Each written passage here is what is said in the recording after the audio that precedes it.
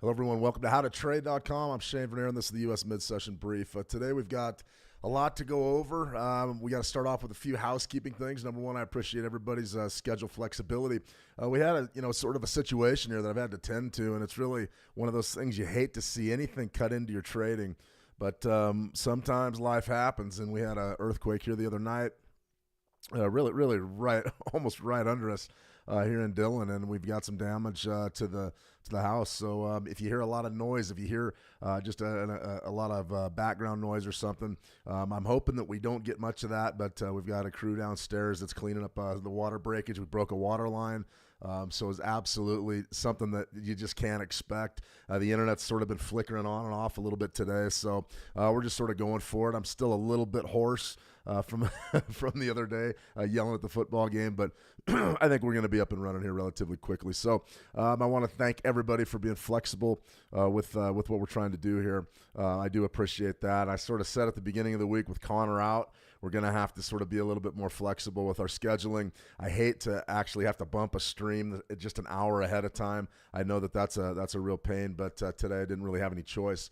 So we went in, we got that going, and so now we're going to do the mid-session brief, and then I'm going to be back later today for the evening here. If you're in the United States, we're going to go ahead and preview that RB and Z interest rate decision. We're going to do that at about 5 o'clock my time. So that's going to be fantastic. Can't wait.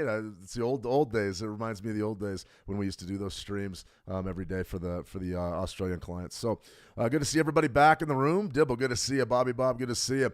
We're gonna go ahead and let's just get right to gold. If you guys want to look at gold, let's get to gold. I do want to introduce the concept of that 920 crossover. We're going to do that as well.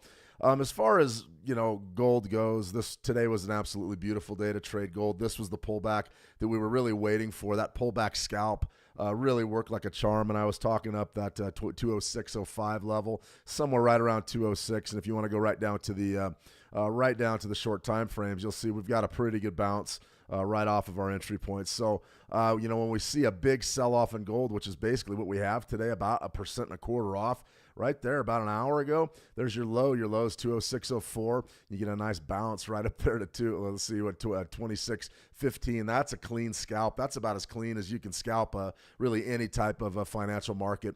Let's see, Mark Corp, all good there? Yeah, I feel pretty good. Still a little bit under the weather, but this earthquake business has been interesting. We've got another natural disaster. We got another big storm bearing down on Tampa Bay, which hasn't been hit directly by a hurricane since 1925, and I was just down there. We've got people down there. We've got a couple traders that live right outside of St. Petersburg, so I'm wishing them all the best, but it does look like this Hurricane Milton is headed that way, and also the best of Connor. He's sort of down in that neck of the woods down outside of Cancun. So really pulling for those guys. I hope everybody's travel doesn't get disrupted too badly and that the disaster maybe is averted. Maybe we get lucky and it spins out to sea as opposed to really hitting a region that's been absolutely smashed over the past 6 weeks or so. So we're watching that closely. It's going to impact our markets. But right here, you got your gold. You got your gold sell off right down there to our key level. Now, I absolutely love my long-term levels.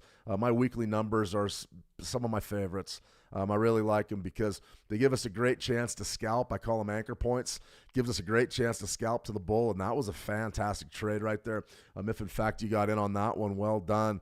For right now, though, what are we thinking about the gold market? What's going to happen? Well, yeah, I appreciate that, Mark. Thank you. What's going to happen here is we're going to see the bidders dig in right around 2,600, and if they can't defend 2,600, then we're going to see the market really fall away. When the market does fall away, you're going to see it go right to 50%. I'm not going to trade 50%. I sort of already made my bones. I got my trade that I was looking for in gold right from that 38% level.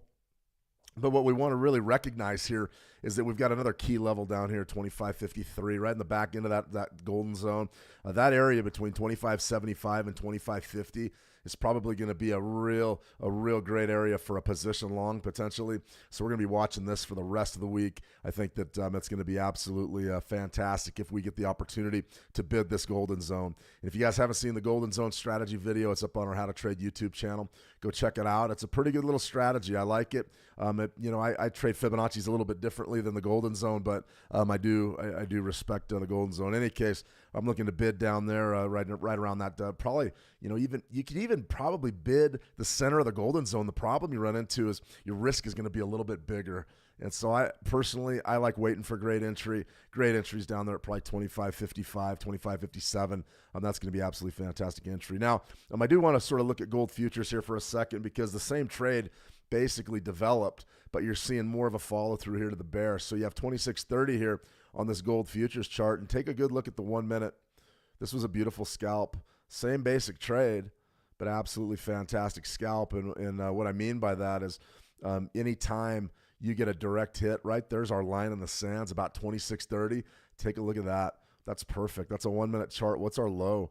2629.9.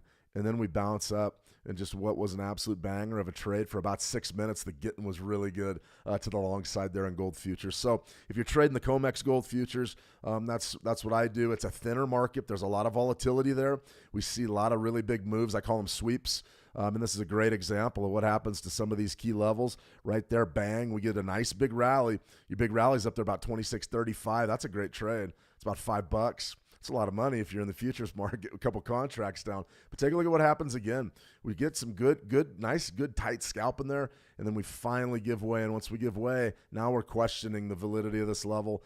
For me, I'm going to hit those levels once, maybe twice, and I'm not really interested in trying to hit them 5 or 6 or 7 or 8 times. A lot of traders do. They trade the level until it falls away. So if you really are looking to trade, if you're looking to trade gold, definitely respect the downside of this market, because once those support zones go, you really see a big time break. And right now, you've got about 1.57 loss on the week, 1.5%, and all of that is really attributable probably.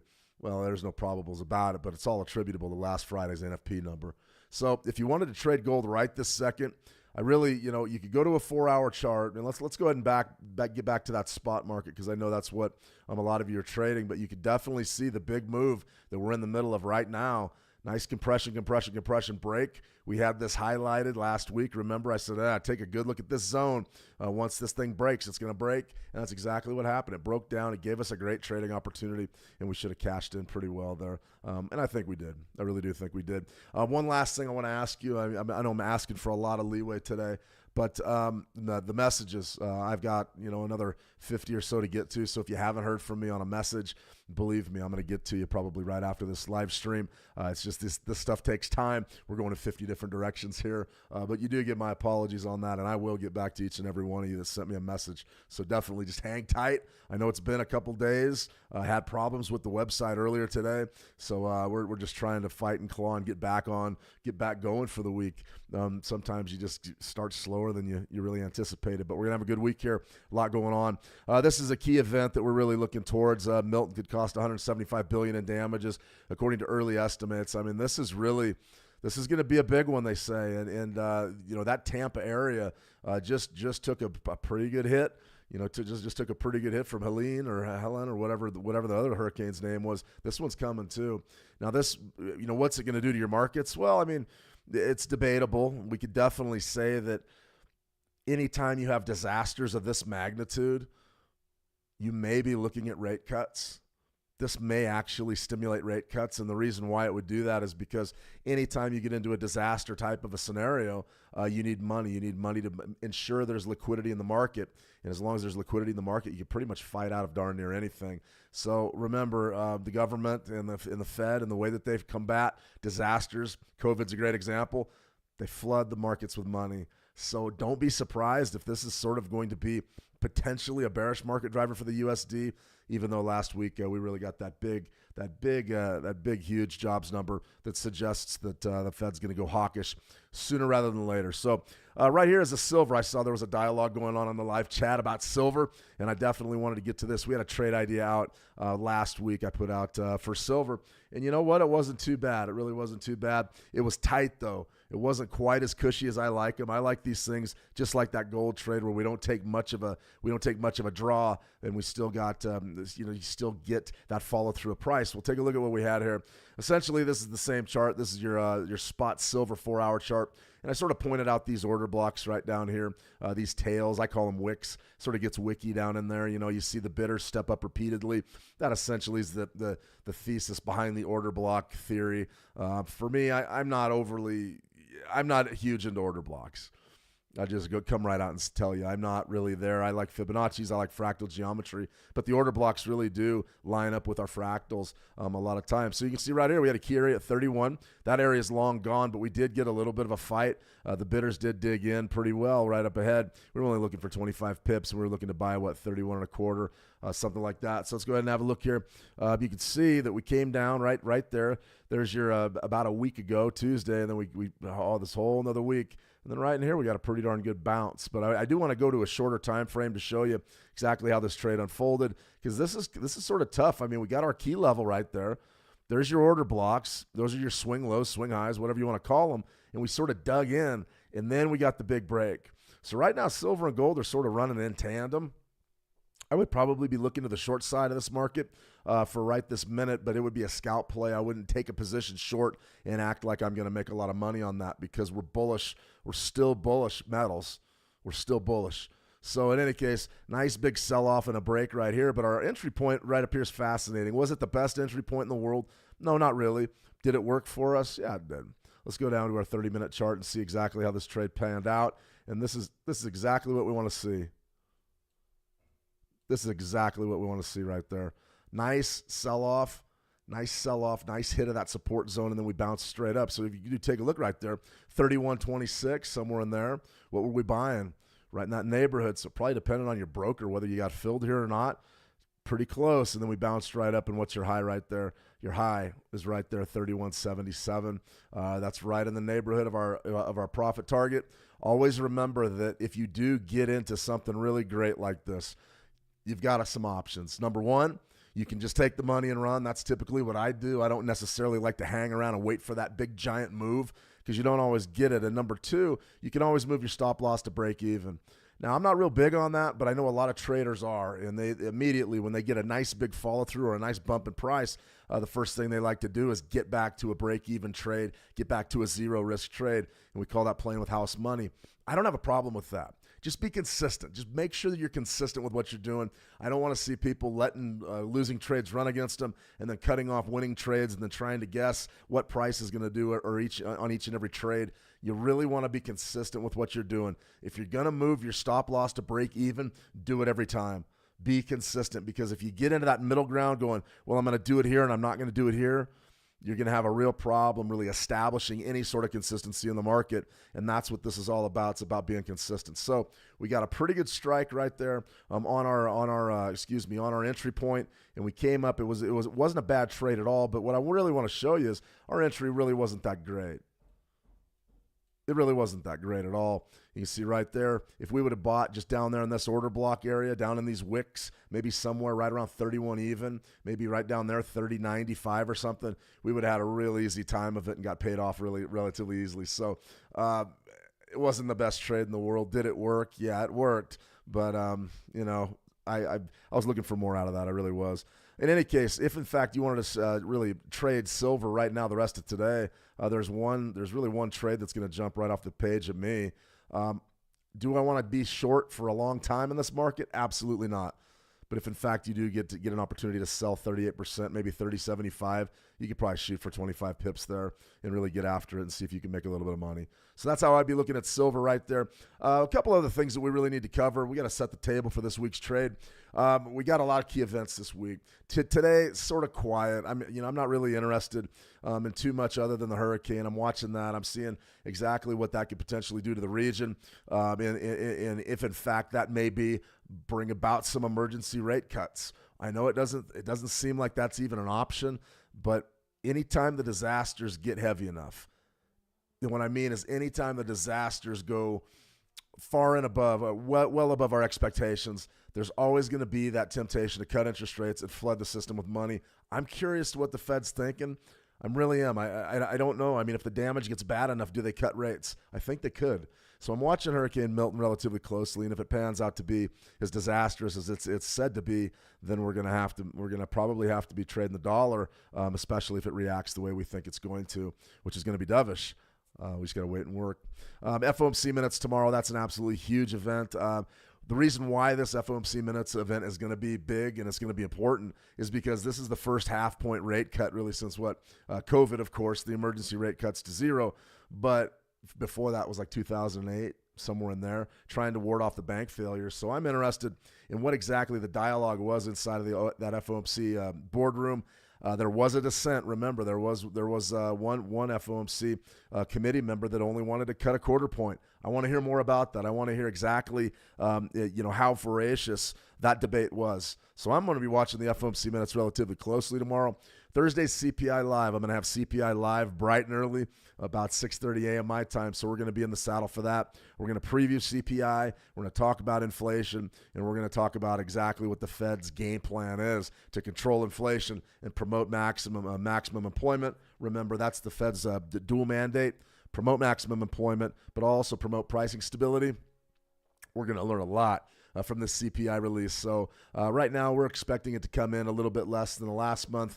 I'm not buying that for a minute. And then Friday, we've got PPI. I'm not really too worried about PPI. I don't think the PPI is going to shake the markets up in any real measurable fashion. But I do believe CPI will, and we're going to be trading it. So that's what we want to look at. All right, just a quick review of what we went over last Friday, because it's absolutely important. It's exactly what we're seeing in the U.S. dollar right now. Now, remember, NFP, we're still talking about NFP because it was such an epic number. Remember, a low non-farm payrolls is going to be bearish for the USD, and a high non-farm payrolls is going to be bullish. Well, the second scenario is what we got. Remember, we got that epic print, that absolutely huge print, 254,000, which was, far and away above all of our expectations.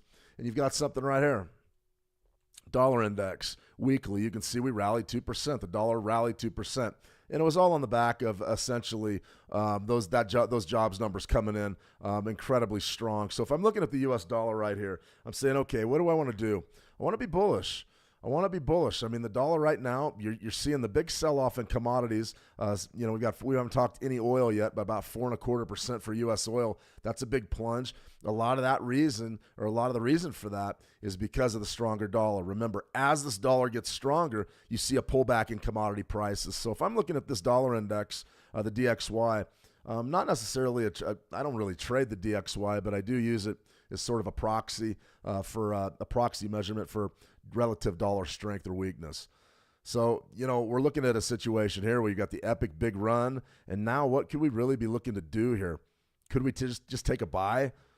Not really. We can't be taking a buy, but let's go ahead and sort of break down the macro situation facing the U.S. dollar. Let's go right down to our monthly. This is interesting, guys. This really is. You can see we've got that big epic run up. This is sort of what we've been basing a lot of our support zones, our macro support zones on, and that was that bullish year of 2021 when we finally figured out that we're gonna have to raise interest rates probably aggressively to get out of the COVID era. That's why we had the big, massive run, gains against the yen, gains against pretty much everything. Now, I'm looking at this and I'm saying, okay, where are we at? Well, you can see that these dips right in here is sort of where exactly the dollar's rallying from. I think you might have seen an intermediate term bottom really come into play here. And I think that it's not really a stretch to say that I would be surprised if we sell back down beneath 100 here on the U.S. dollar index. I think that you're looking at quarter point rate cuts instead of half point rate cuts. That's hawkish. That's driving the dollar higher because we were anticipating half point cuts, and we're not going to get them now. It doesn't look like we may get them if the damage. I'm watching Florida closely. If the damage in Florida is bad enough and it's a huge crisis, a financial crisis, then you could see those rate cuts. You really could. They could come out of nowhere. So I'm still on the fence here with this dollar, but I do think that we're rallying. Do I want to sell it? Not really. I'm not really interested in taking any kind of position. We're just rotating back and forth. If you were a dollar trader or you trade the DXY, you could definitely be doing something like this. Spike high there, spike low, and you'll see right there that 102.60 level is absolutely huge, but we're not trending. I want everybody to understand that. You sort of had a 3-month downtrend right there, but we're no longer trending. We're challenging 38%. We're challenging 102.50. I think that we probably are going to rotate around until we get some sort of clarity on what exactly the Fed's going to do. Let me see, Kalani. Good to see you, Kalani. Let me see. Hi, Shane. Please analyze the dollar yen. Yeah, and the weekly bias for the USD. Yeah, I'm still relatively bullish here for the USD, SHP. I think that's probably, we're going to be It's going to depend on CPI, all right? The CPI is going to drive the dollar every which way but loose. But for me, I look at this and I say, okay, we're sort of backing off of those half-point rate cuts. Now we're talking, I wrote up that that daily trade ID on the dollar yen, and I included all this analysis in there. So go ahead and check that out if you want. But basically, we were pricing in another couple of half-point rate cuts, and it doesn't look like we're going to get them based on that NFP report. But there's still a chance that you are going to get them, especially with the hurricane in play, with Milton in play. So I really, if I'm bullish or bearish, I really don't have a bias this week. If I was going to make a mistake, if I was going to take a position, I probably would be bullish. But, you don't really want to take a position after we've gone this far, this fast. A lot of times you get rotation to the downside. So if I was trading this is a pretty good shorting opportunity at 102.60, but I wouldn't be holding it for a trend following approach at all. I'd be scalping it just because I just don't know which way this thing's going to go. There's so much at play. There's so many market drivers.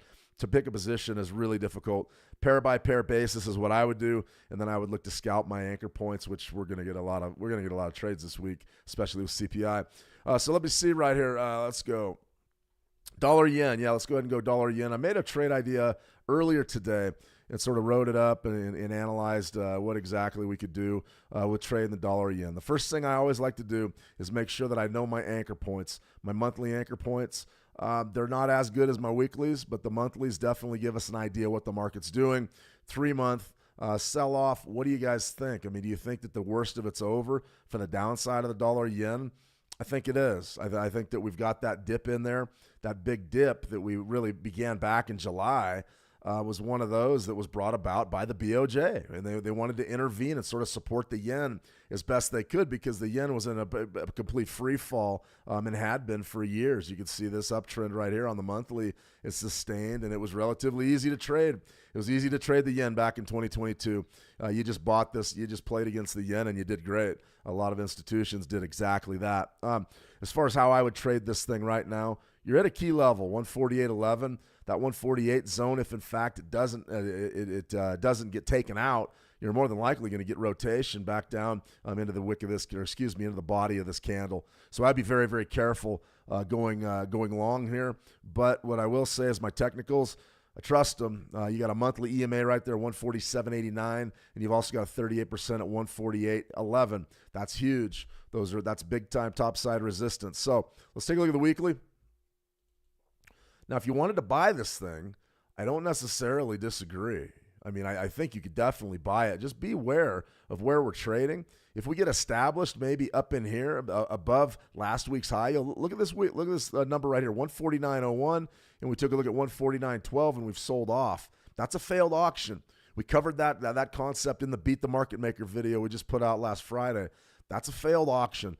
And what a failed auction is when those institutions are sitting right above a key number, a daily high, a weekly high, a monthly high, and you see the market go a few pips and then reverse. That is a textbook fail auction. So I would be very careful holding longs right now just because we could definitely sweep beneath 148 and sort of you end up going for a tremendous ride here, and you really don't have to do that. So you could do something like this. I don't necessarily like that either. Let's go ahead and see if we can get a short-term chart here that'll give us a look at maybe a nice entry point. Let's go to our 4 hours.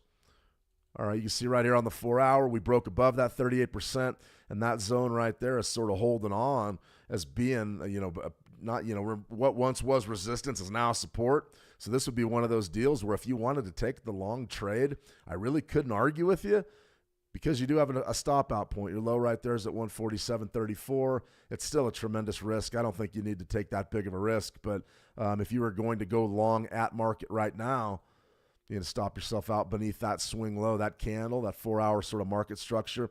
Nice fish hook, nice curved bottom there. It's a pretty good swing low to base your trades on, but you're going to have to bring your leverage way down. You don't want to take a huge draw and then just get nailed on the deal. So you want to be very careful here. As far as I'm concerned, though, I wouldn't really be selling into the teeth of this. If I was going to do something, I would buy right here, or I would wait for a deeper retracement, which we certainly could do. And I think that if you just wait and you're patient, sort of with your analysis and your trading ideas, you're going to be in a much better situation than if you rush right into this. You'll see right here, this is a daily sort of a doji setting up Remember, a doji candle means that the buyers can't win and the sellers can't win. So we theoretically are just going to move sideways for a while. That's what a doji is, and that is exactly what's happening here. So if you wanted to go back and take a look at last week's range and base your Fibonacci's on last week's range, you certainly could do that. I don't have a problem with that. If you wanted to be extra aggressive, you could definitely move this sequence up a bit. 146.25, I believe that's what we put out in our trade idea. That's a pretty good level, but you could do something like this as well. Spike low, basically just Friday's range. Spike low, Monday's open, pullback. Golden zone. You could be a bidder down there. For me, I would wait for a bigger retracement to buy. But if you wanted to buy right now at market in the dollar yen, I really couldn't blame you. Really couldn't blame you. All right, guys, let's go. We got to E-mini Dow here, and this is something that I wanted to cover today before we sign off. Remember, we're doing 2 streams a day now, so I'm going to be back here at about 5 o'clock this evening, and we're going to go over. We're going to get you prepped and ready for that New Zealand dollar decision. Dillaby, hi, Shane. Hope you're good. Yeah, I'm doing well. Just got to get my voice back in shape, and we'll be in good shape for the rest of this week. This YM chart, though, this is a good look at a futures chart that is really tough to trade. There's no two ways about it. So what do we have developing right here? 30-minute chart, all right? What do we got for indicators? We've got the 9 EMA and the 20 EMA. Now, I covered this strategy on the video that a lot of you have seen. That 9 EMA video is really, really popular. So I guess that this is the way that a lot of folks want to trade.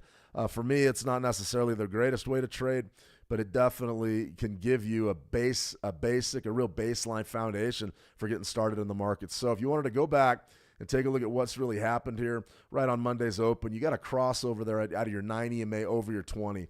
Now, that's going to be your signal to sell the market. When the 9 crosses under the 20, that's going to be a sell. And then when the 9 crosses over it, it's going to be a buy. Now, I like to focus my trading, especially if I'm going to be trading U.S. equities futures. I always want to do that during the New York session. And the reason why is we've got a tremendous amount of volume here. That's absolutely huge. Absolutely huge. So what we've got cooking here today is sort of a flat day. You'll notice right there, you sort of had during that London session, mid-London session, you had a nice break and a crossover. Well, if you're going to be a 24-hour crossover trader, remember, you're always going to be in the market. You're either going to be long or you're going to be short. If, in fact, you approached it this way, you made a lot of money. You held these shorts right there on the new weekly open, right in there. You had the nice big rally to really start things off. And then once you crossed under, you've been short, and it was a very good move. Now, right now, you would be holding longs because you crossed over right there. So for me, I look at this trading strategy and I go, is a 30-minute chart really the best way to do this? And I'm sort of on the fence. I look at the trading day that we've had today. It's flat. And anytime you're going to be doing anything with a crossover strategy or an EMA strategy, you're going to get hurt when the market flattens out. And that's exactly what happens if you just did the conventional 9 EMA strategy. You're pretty much still in this thing to the short. Your stop loss would be right above that daily high, and you're about right around break even. So I just don't know that we're going to get much of a move at all. We sort of saw that crazy wick, that crazy candle in the first 30 minutes of the session. That typically leads to disaster, especially when you don't have a market that wants to move. So let's try to find one that's a little bit better suited, and we'll go ahead and sign off till later. Now, this is interesting here. Now, here's a 30-minute chart, Nasdaq futures, and it's been just a complete uptrend today. We're up about 1%. Right there would have been your crossover. Your 9 EMA crosses your 20. That would have been your buy signal. And that would have been mid-London session. I know a lot of you are in Europe right now, and you trade that session. That would have been where you go long. Now, for me, I would still sort of be looking for a trade to develop maybe during this trading day, maybe during this U.S. trading session, but we just don't have it. So if you're trading the 920, you're long. You're long since about 3 a.m. my time, and it's been a tremendous rally. I mean, you're up a significant amount of money. So the way that you would manage this thing is you would either have a fixed risk versus reward, and you would have already taken your money, or you'd be waiting for this to cross back over on a 30-minute chart, and you would exit then.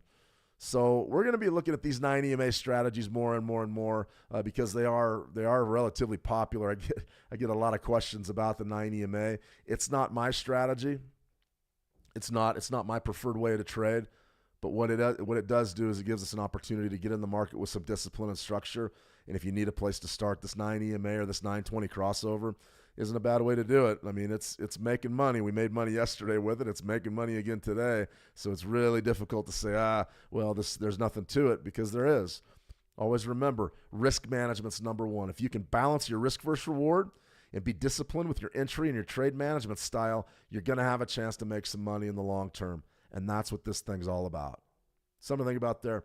All right, everybody, I'm going to be back. We're going to be looking at all the Kiwi pairs this evening. RBNZ is going to get involved. They're going to raise or cut interest rates, I'm going to preview that for you, and then we're going to go ahead and we're going to take a look at those Kiwi pairs and maybe get a few trade ideas. We'll also check in with gold. I'm curious to see if that 2,600 level is going to be an intermediate term swing low bottom or if, in fact, we're going to take it out.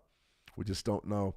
All right, everybody, I want to thank you once again for your patience. I'm going to go ahead and get on to those private messages and do the best I can to get caught up there. I still got a lot of them. We're just getting right. We're getting going here. It's always sort of a challenge when there's only one of us in the office, but I think we're going to have a fantastic trading week.